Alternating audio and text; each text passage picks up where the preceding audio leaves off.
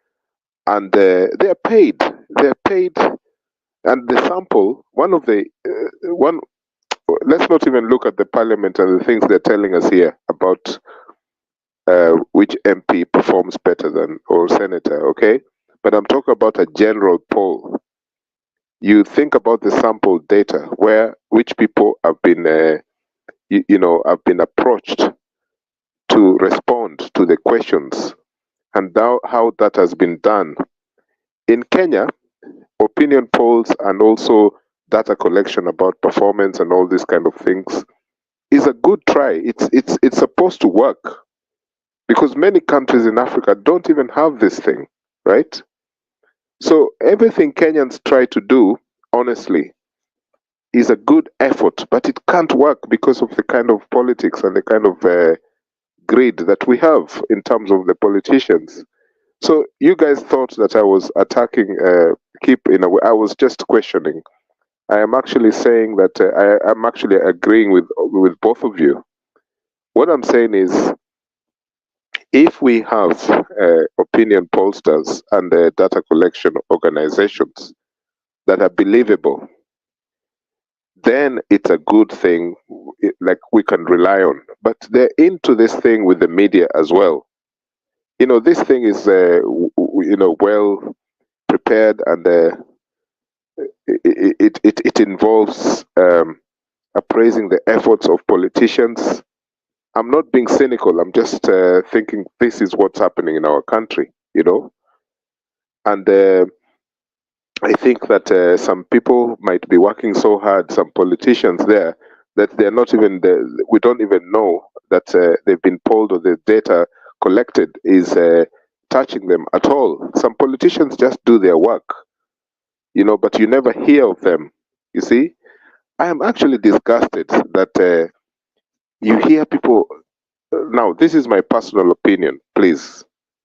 Unasikia watu wanampongeza huyu jamaa, huyu jambazi anaitwa Babu Owino, a guy who nearly killed someone, right? It's there on video. And every time you see Kenyans saying that, oh, this guy, during COVID, he was he volunteered to teach young people at CG. Now God has forgiven him and blah, blah, blah, blah, blah, blah. If that is the way Kenyans think, that Babu Owino should not be in jail, then I can understand why even opinion polls and data collection just basically, cons Kenyans, because we believe anything. A guy tried to kill someone in a club, right? And he's walking around a free man.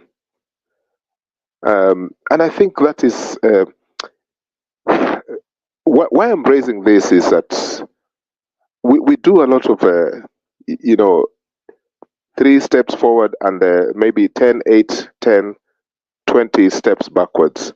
We created a good constitution, and every time we try to interpret it, it goes backwards. Now you tell me, right? Ferdinand Waititu and his wife, they were convicted today, okay? And the sentence is tomorrow. Now, if that judge, Nzioka, decides to hand them like 5, 6, 7 years, I will be the proudest person on this planet, because it will be a first. The last time any such thing happened was when Achieng Oneko's son, who was head of tourism and Tourism Kenya or something like that, and the PS from Western, they were both jailed, and I think they were released a few years ago. They must have been in jail for 5, 6 years. This doesn't happen frequently in our country, and this is part of the problem, because the judiciary and the way punishment is handed, it's unbelievable. It's very, very difficult to see how we work. So that's why I'm saying that in a situation such as this, where we're talking about at CG, this or that senator has done their work to what is expected of them, in many countries, all they're trying to do is do your work. We don't have to praise you. There doesn't have to be any data collected about you. We don't need to praise you because that's the job you've been appointed by the public to do. So that's where I'm trying to align this thing by just saying that this data, and maybe I'm being cynical, but that this data coming from Infotrucks is neither here nor there, because that's the job these people are supposed to do. They're supposed to report to Parliament and answer questions and raise questions and do their bit of checks and balances, not to be also captured by the executive. These are the things they're supposed to do. They're supposed to be siding with the people that have elected them. So it should not be we have to praise them for being number one in, for example, we discussed here, I think a few months ago, about this MP for Kiharu, Ndindi Nyoro, and everyone was saying, including myself, that this man, he's done very well for his people. But we know that this money that he has used, there's a history to it, but there's also the CDF money, which he has also used. Nothing wrong with that. But we have to remember that we can't just praise these people if they try their best. We can just say that they're doing their job. So for me, when it comes to this scientific data or whether it's rubbish data, I just want to emphasize that we don't have to praise these people for doing that's the job they're supposed to do. Kabisa tu hiyo Bernard. Naona nani amekimbia hapo, pengine nimemgusa kidogo. Keep. No, amekuwa hapa muda mrefu, labda anakunywa maji. But so have we become a country of make-believe that people will do anything to remain relevant in the eye of the public and remain to be talked about, even when what they are doing is what they are supposed to do? I think honestly, the Kenyan public and the constitution that we have from 2010 was a blessing, because it means that we have really moved goals. We've shifted things, and that paradigm continues to grow. But we still have a political class that does not understand where people are at, where the ordinary person is. The political class is still, so that's why when you say, for example, in your question there, do we have a class of people that just want to be praised? Of course, because you can see it at the funerals. You can see even the dramatic ones, like this one here calling himself Salasia, and Babu Wino. There used to be a guy, Simon Bogwa, during Kibaki's time. He's, I think, now in the East African Parliament. Punching walls and showing how working class or streetwise or if you like a peasant he is, but he's just another crook. But Kenyans know these things, right? They know these things, but we kind of, I don't know why we don't want to interpret the constitution that we have. Because my brother, keep the mic off your mouth. Keep the mic away. It is scratching, and I'm gonna complain. Okay. My brother, apologies. What I wanted to say there, if we knew the best answer to implement Chapter 6 of the Constitution, we would not have half of these problems we have. Yani, just implementing Chapter 6, we would be halfway ahead of our problems. And I think that interpreting the Constitution is the biggest problem we still have. It brings us to all these other problems that we have, And then you think about TCG's separation of powers, is what was happening in Parliament today. You know, we know what Wetangula is like. We know what he has done, but we also know that Wetangula is revenging from what ODM did to him in the Senate. You know, but we also know that he is part of a coalition who does not want him to wrest powers. You know, give the powers that he has. You know, but we know that the court has made a decision, a substantive one, including about Wetangula. But those are, to be honest, when you look at the class of MPs we have on both sides, it's a joke. It's a big, big joke, right? It doesn't matter really who is the minority or majority leader. They wasted time of Kenyans in the last 23 hours. Yeah.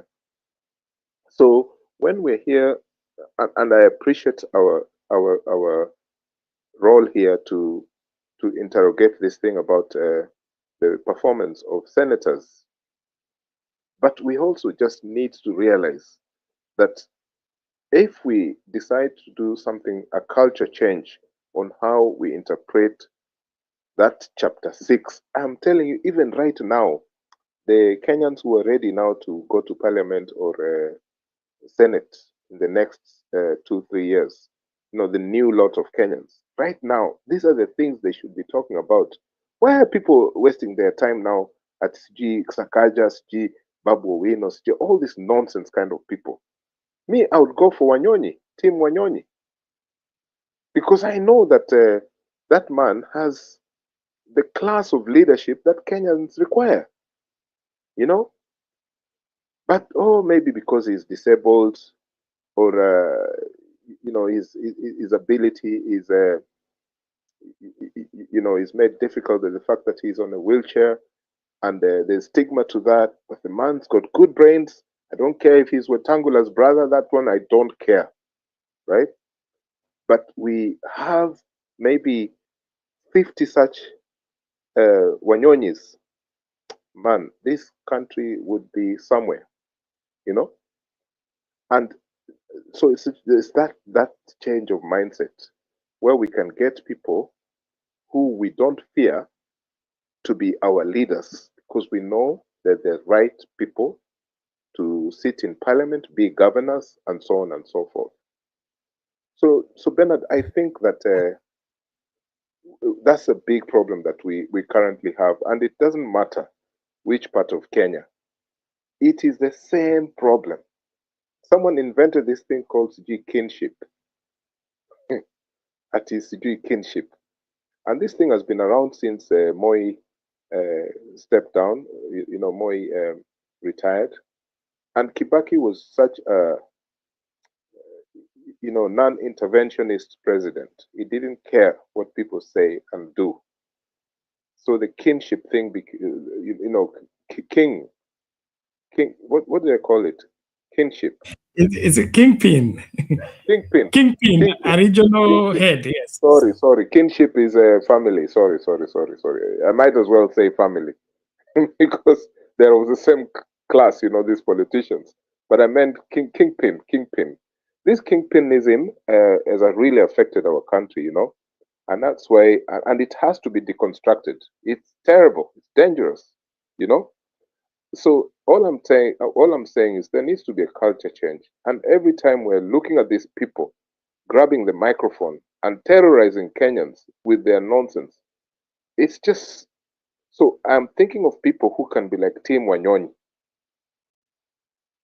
About 50 or 100 of them will have a clean country. We'll not even worry about who is doing what, how many times Babu Owino is attending parliament or whatever.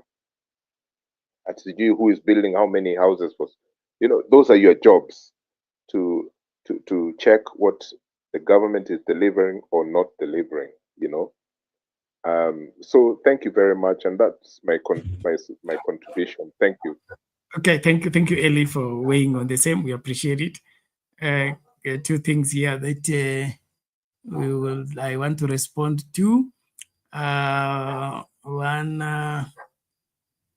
okay, there is Helen talking about John Waluke. Then Raila got him out.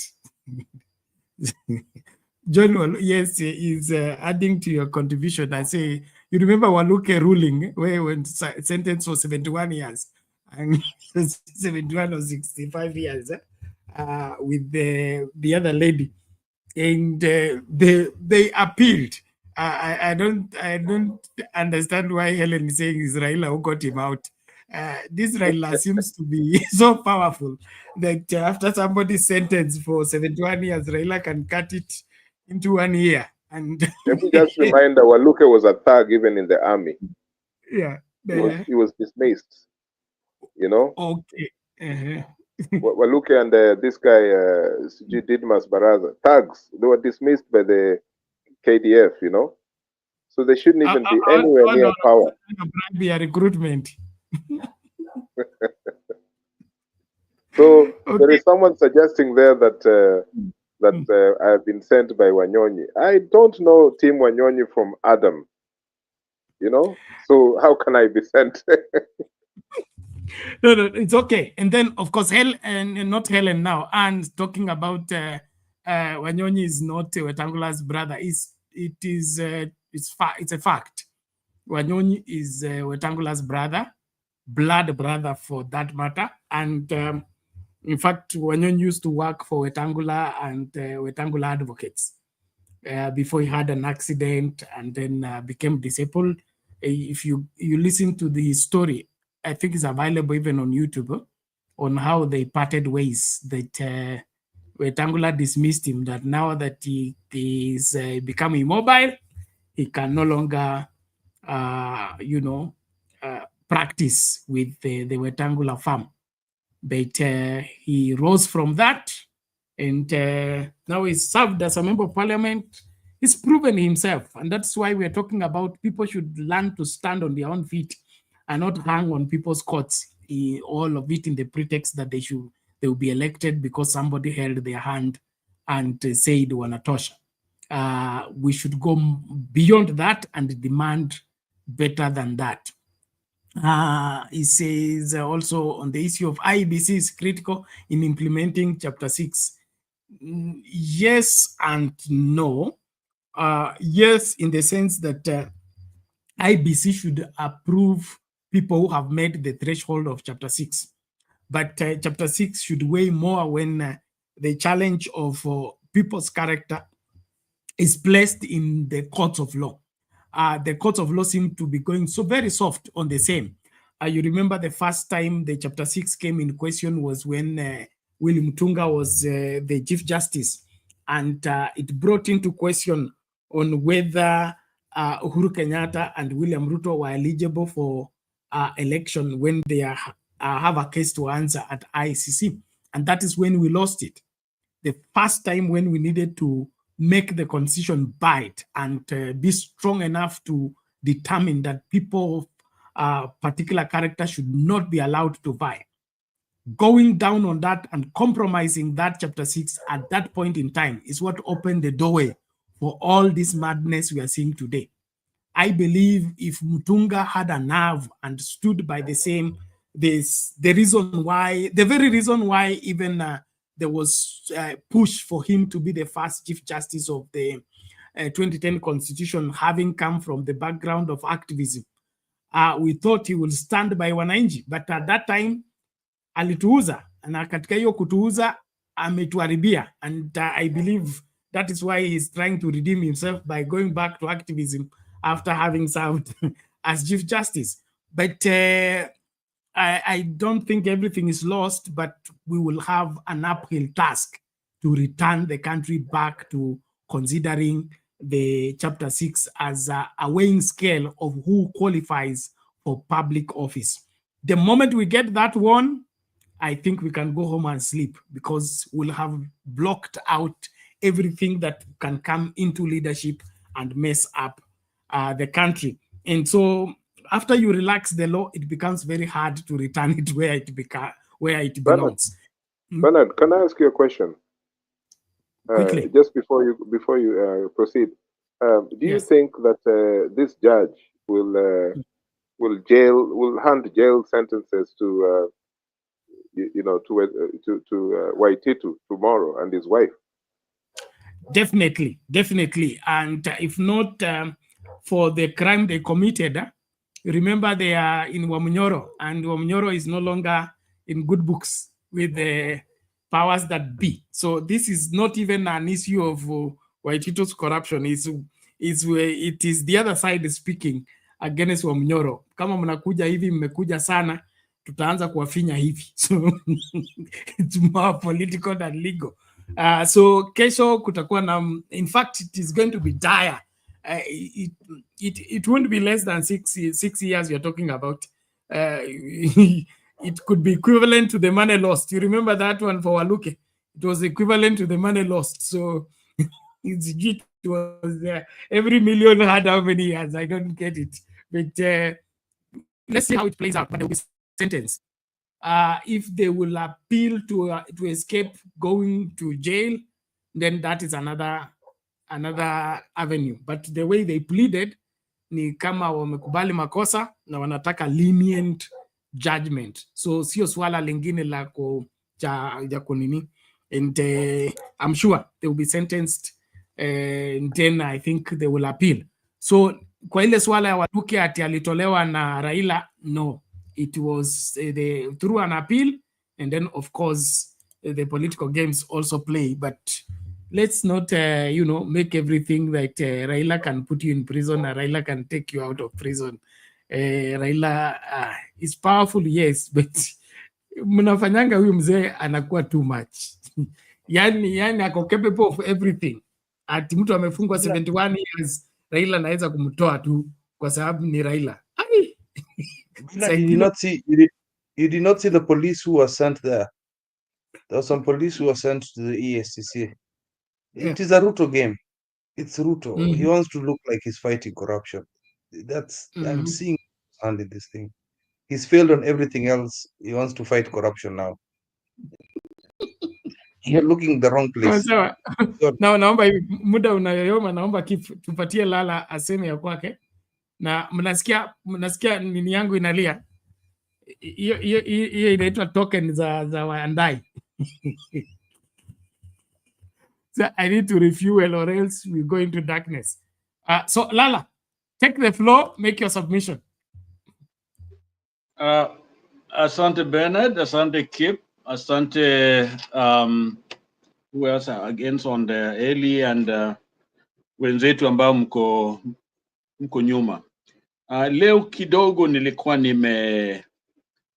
nimesikiza the parliament na nina machache sana. I've not been listening to all of you to follow your clear thinking and your direction, but Eli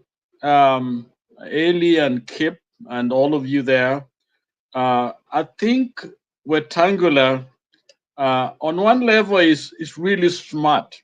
Okay, it's really smart, and let me not call him smart in a positive way, but what he was able to do was to deflect the focus on him and put it on Ichung'wah and the rest. In other words, what he did is to block, the rioters are coming for him, and then he put the line of defense, and then Ichung'wah line of defense that he can protect himself by clearly, knowingly, because we know he's got a legal mind, and he's been one of those senior lawyers in the country, and so he knows the law very well. So he was able to simply move away from the limelight and put the light on Ichung'wah. So by making sure Ichung'wah is there, it means if you're coming for him, go for Ichung'wah first before him. So there was no way he's going to sacrifice Ichung'wah and Kenya Kwanza, because that is really could actually open him up, because the next person to be targeted would be Wetangula. So he was able to dodge using that method. But I think the message to Kenyans is that Number one, nothing has changed. Nothing has changed. Things are still the same way. It's still about people are full of themselves, and we saw that today in Parliament. And I think I remind of a little story I had here of how deceptive some of these people are. I gave you a little bit of a hadithi fulani, where this young man who had a baby, no jobs because somebody is using their fake papers to steal their jobs, and of course there's nothing being produced. All we are doing is exchanging papers. There is no production in the nation, and so joblessness is rising. And so this young man did not have a job, and he just had a baby. So he thought somebody atamuonea huruma. So he went around looking for a job. He went to this zoo and started pleading if they could get him even something little to do so that he could be able to feed his son and his wife and new mother. And of course, he pleaded. Finally, the head of the zoo told him, young man, you know what, you petite, you can do for us some work here. We just had our monkey that young people go there to see because there's a lot of tricks. That was their tourist attraction at the zoo, and that monkey died. And so they were concerned because that weekend there were going to be a lot of visitors, school children coming, and that monkey was always the attraction. And so they convinced the young man, the only job available is for you to act like this monkey. We're gonna dress you up in this monkey suit, and you will, pretend you're a monkey so that the kids, probably will not see the difference, and we won't lose the revenue. Of course, he was desperate. He knew probably could not do that of a job, a good of a job doing that, but because he was desperate, they agreed. And so they trained him, put him in a monkey suit because he was a petite guy, okay? And so they practice and practice and practice. So they thought this is now the right person, we're going to have him do the job. So on the day, on a Saturday morning, he was in his suit, began to jump from tree to tree, and underneath that tree there were different cages for different animals. And unfortunately, while he was jumping from one tree to the other, the branch ripped off, and the poor guy fell in the lion's den. And of course, he knew he was dead. Began to cry, "Nisaidieni jamani, help, help, help!" And then the lion went close to him very quickly. "Stop, we may lose our jobs." The lion now telling him, "Stop, don't shout, because we're going to lose our jobs." So here was a zoo that basically was using unorthodox means to solicit money from wateja or people who are coming in. And to me, that is the Kenya government that we have. They are fake. They are, watching some of those MPs arguing. Then you wonder which school do they go to. Okay, they are literally belittling the judgment, whether good or bad. But that is the Supreme Court judgment, and there was nothing they could argue with the judgment.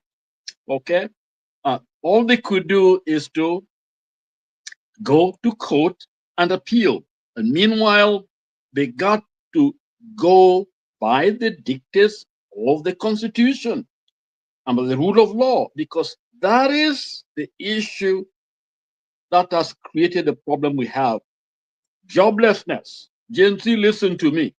Reason why there's no future for you.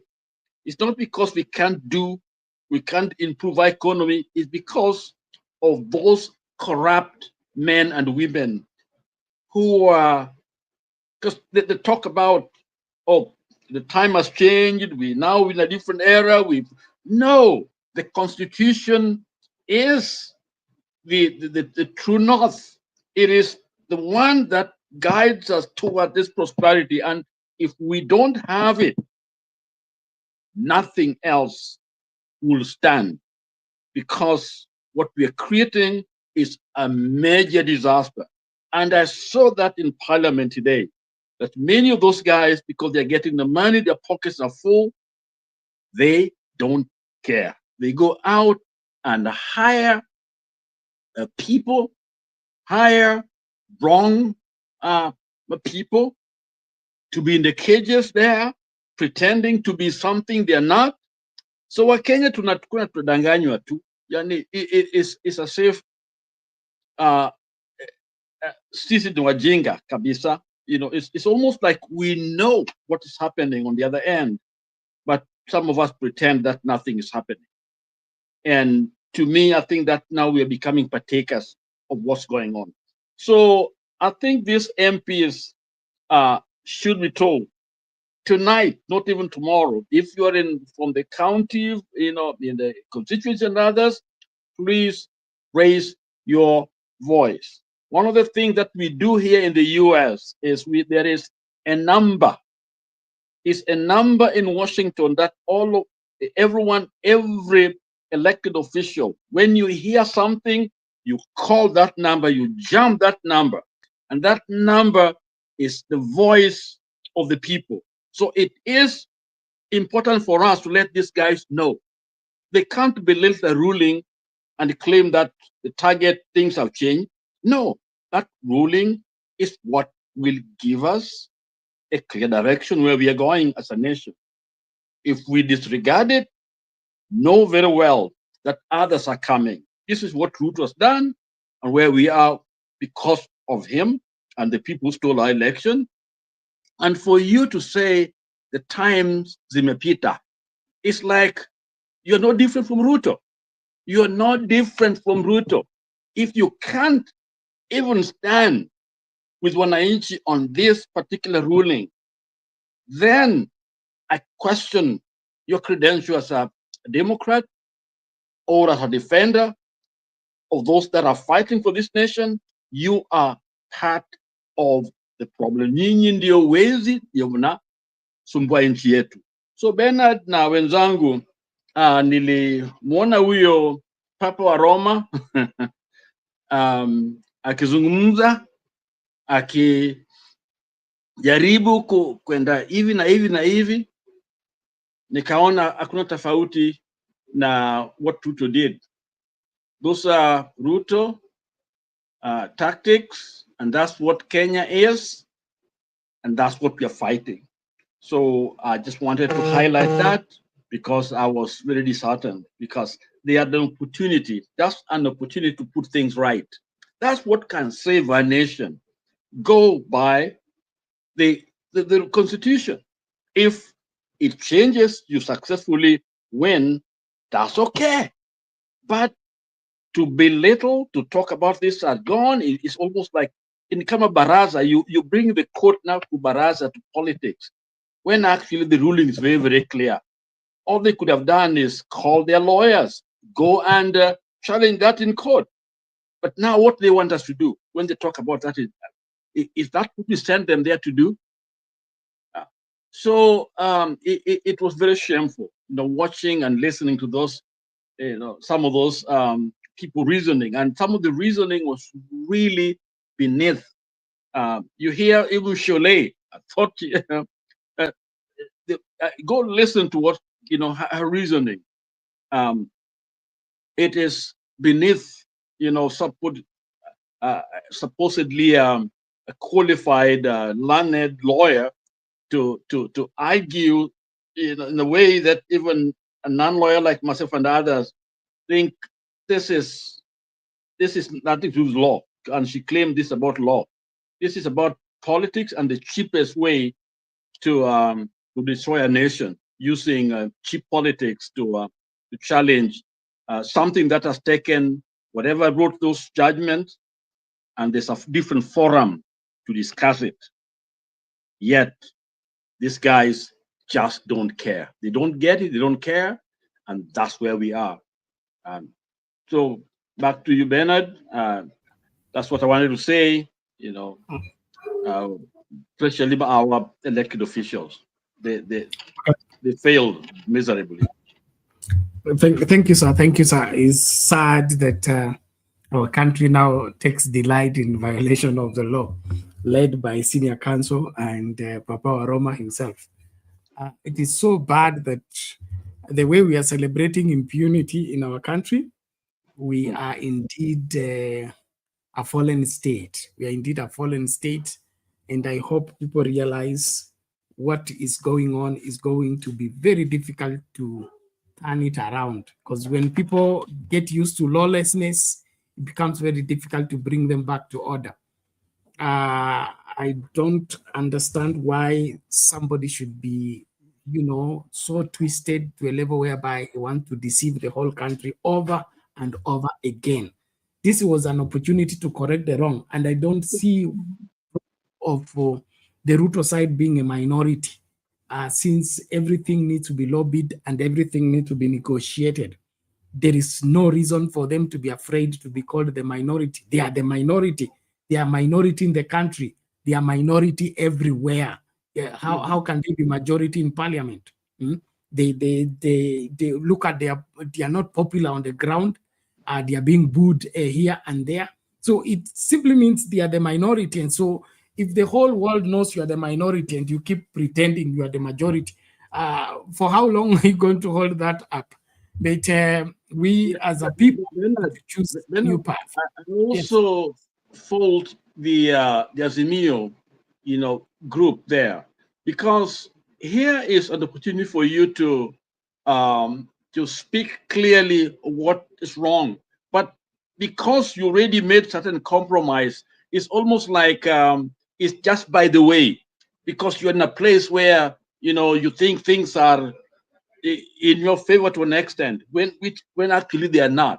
So I was disappointed by some of the arguments also from the Azimio side, because they were not strong enough to say this is the law, this is what has to be followed. The event, we hear the word event, have overtaken. What event? I mean, wrong is wrong. Put it right. Because even things that had happened even many years ago, unless somebody's dead, and some jurisdictions, some cases, even the dead person still will be, you can sue their estate to get what you want. I mean, what the wrong that they have done.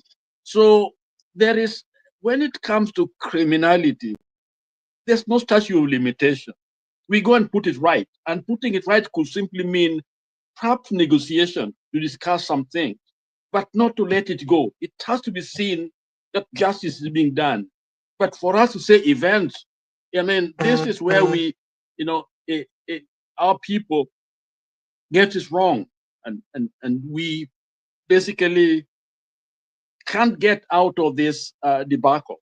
We try to get out and we get back right into it.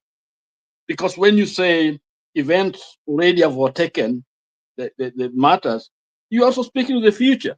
Things that will happen, and people will do things and will say, oh, the events have already, happened.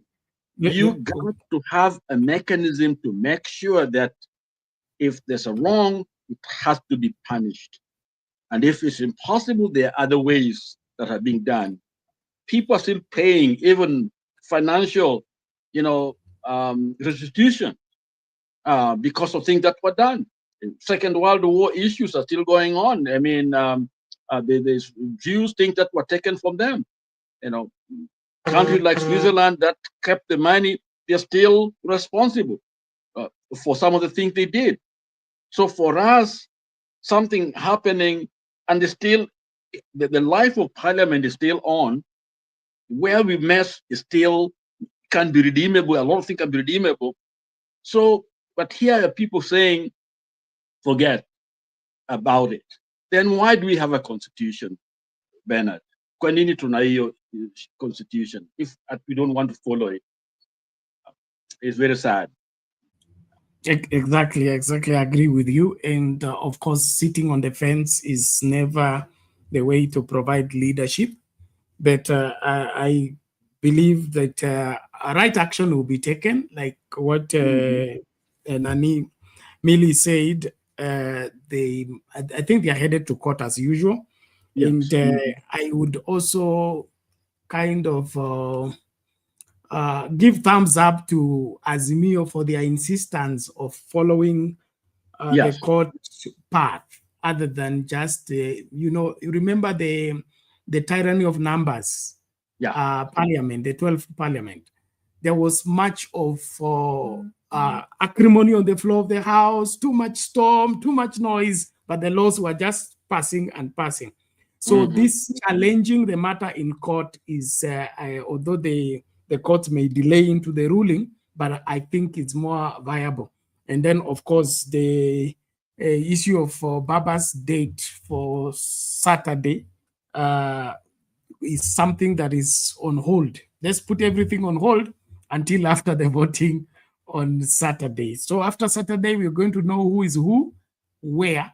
But the insistence on the rule of law should not be compromised for anything. I agree with you 100%, because we are losing the country if we don't insist on what the law stipulates. And those who are delighting in saying that this is a matter that has been passed by events, I think they are just twisted in their speaking.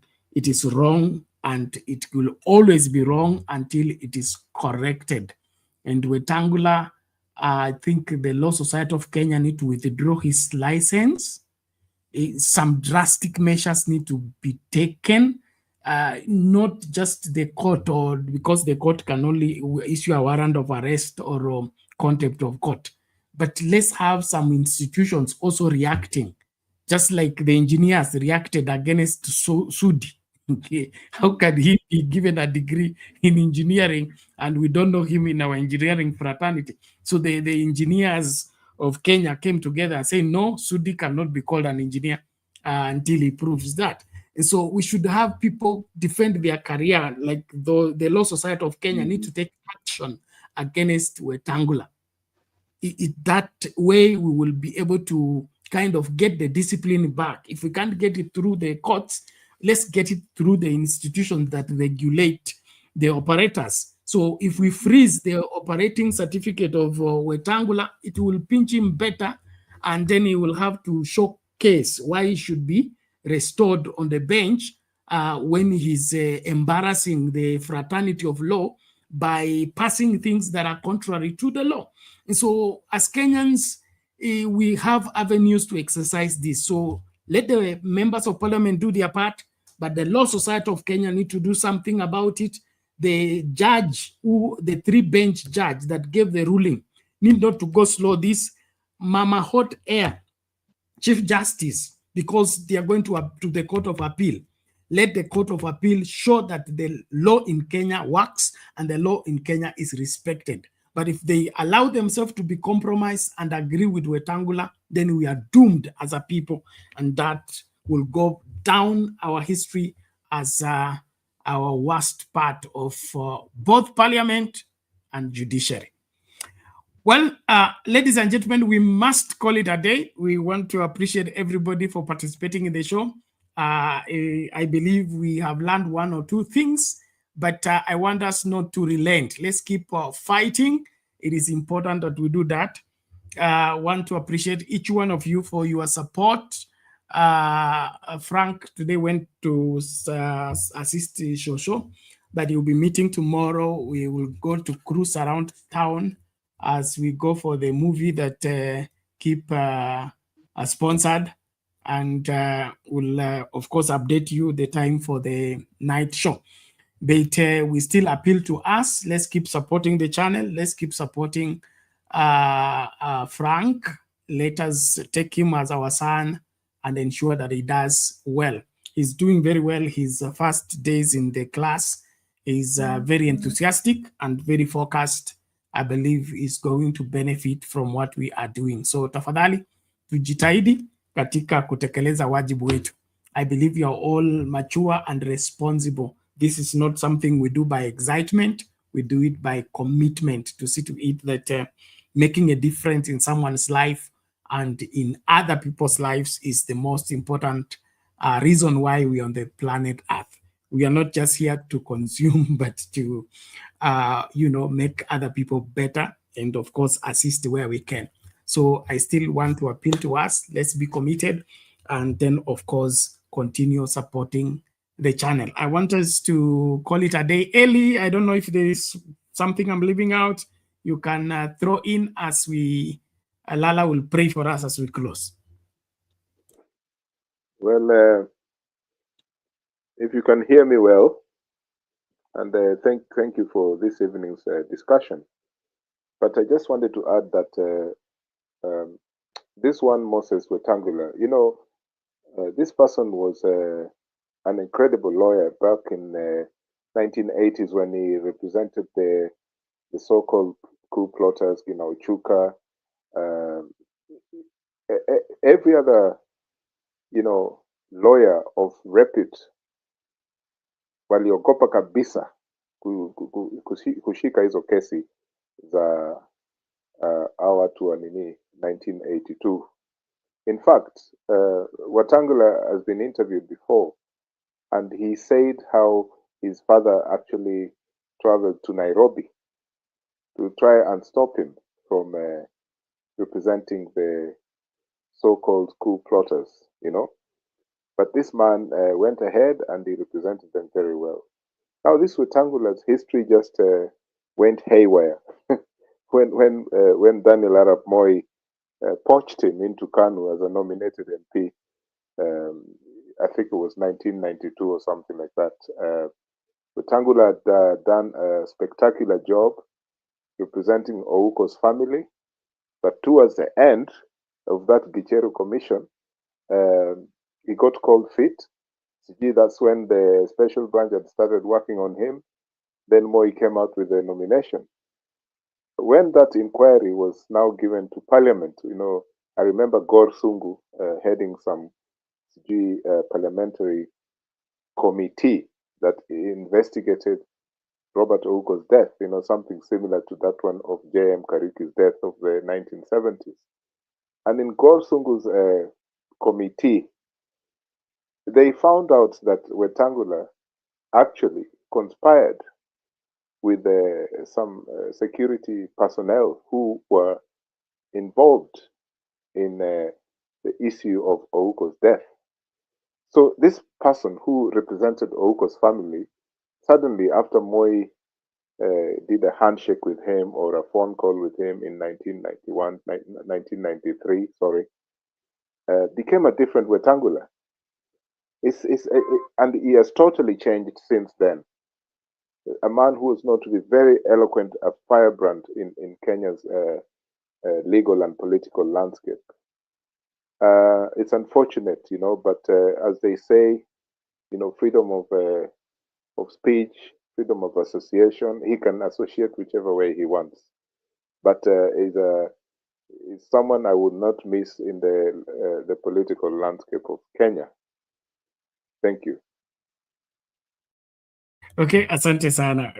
How people change, and of course, the Moi politics was about changing the good into evil. That was common, and that's why we are suffering from those consequences, where somebody is poached and turned into an evil person when he was doing well for the people, and it is so bad that we don't see that is repeating itself. That we could pick on people we promised on, and then they get compromised, and then they become worse. We have more than enough examples in our history.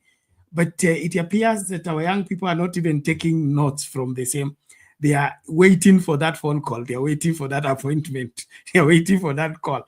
So as people tuko na kazi ngumu ya kurekebisha haya mambo, lakini tunaamini kwamba inawezekana, and that's why we should stay in the struggle, and by divine help we will be able to fix this country once and for all. But in the meantime, we should keep insisting the right way is the right way, and no other way will help us. Asante sana. Reverend Lala, your last word, and lead us in prayer as we close. Thank you. Thanks, all of you. It's another day, another sad day, but we're optimistic because there are things that God will do that defy logic. Let me simply use an American analogy. When things are darker, in 1913, Sojourner Truth, I think that's the famous woman who's freed a lot of, help slaves. I think this is her. That's the year that she died, and that's the year Rosa Parks was born. The darkest hour, then the light began to shine. A woman who dismantled segregation was born. And then in 1929 was the Great Depression. That's the beginning of the Great Depression. And that's the time Martin Luther King was born. So it's looked like when the darkness begin to dawn on us, God will always bring out a light that shines much, much brighter. This is what we call in the US Black History Month. It's all over the world. It's to remember the plight of Black population in this continent. And for Kenyans and all of us, the true honors of the United States are not the white people, but they're the Native Americans and the Black people. And the reason is that the Native Americans were the original people here. And even those Mexicans, some of them, Texas belonged to them. California and others, that was their native home. For Black people, if they can't come back to Africa and go back to the grave of their grandfathers because they don't know, they were abducted from the land and taken over there. So they truly belong to this land. And why am I saying that? I'm saying that because the time that we live in is a very interesting time. There's a lot of dynamic, a lot of changes, a lot of awareness. Thank God for Gen Z and others that become more aware that we are no longer in the back seat. We are no longer in the back. Like Rosa Parks was able to help in the US, and now the Gen Zs and others are helping us to see ourselves as people that can run their continent, their resources. They can do the right thing for their own people. And for that reason, we have a candidate in Addis Ababa, Baba, whom all of us can quietly, even those that don't support Baba, they want their sons and daughters to be like him. Ethical, someone who does not discriminate, somebody who's not tribalist, somebody who does not give bribes. This is the way forward for the continent. If we can have Baba at the helm of the continent to be able to help us focus on the development of our people, protect our people. For too long, we have had to abuse or watch our children, our women and men getting abused, first from the colonialists and then those that we thought would be our leaders, they went and followed the very path that we were running away from. But thank God for today. Thank God for Baba and others like him.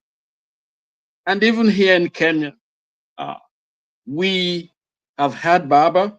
He has taught us a lot. And therefore, we are trusting that he will get the seat.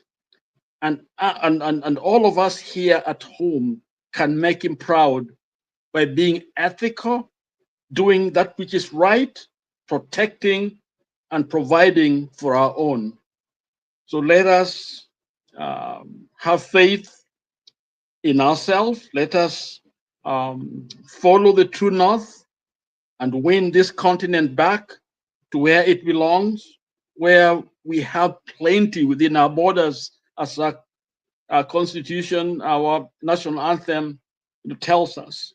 And so thank you, all of you that are contributing in this channel, whether it is money or just your presence or an idea here and there or helping someone. I think that's the spirit of this channel. And thank you, Bernard, for carrying the vision and continuing the vision. And we are behind you. And may God bless all of you. Thank you, Eli. Thank you, Kip, and others.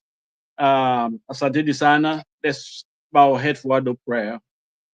Lord of grace, Lord of mercy, the Lord who is ever present, help in time of need.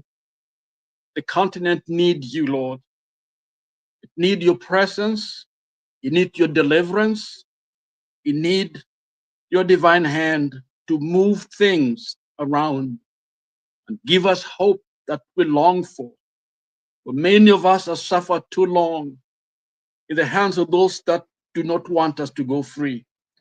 And Lord, we thank you because you came to give us freedom, give us life, and give it to us in abundance. May we look to you, O Lord. We pray for Baba and others, other candidates. We pray for that which is right to be done. We pray for our nation. We pray even for our parliament, that, Father, you open the eyes of those leaders to see where and what and when of the matter. We thank you. In Christ's name I pray. Amen. Amen. Amen. Thank you, Reverend. Thank you, Eli. Thank you, Anne. Thank you, Helen. Thank you, Eric. Thank you, everyone, for making the show a success. Please, let's keep doing what we must do, and that is ensure that Kenya recovers and we become what we are supposed to become. Safeguard the future by doing the right thing. Let's meet in the next show.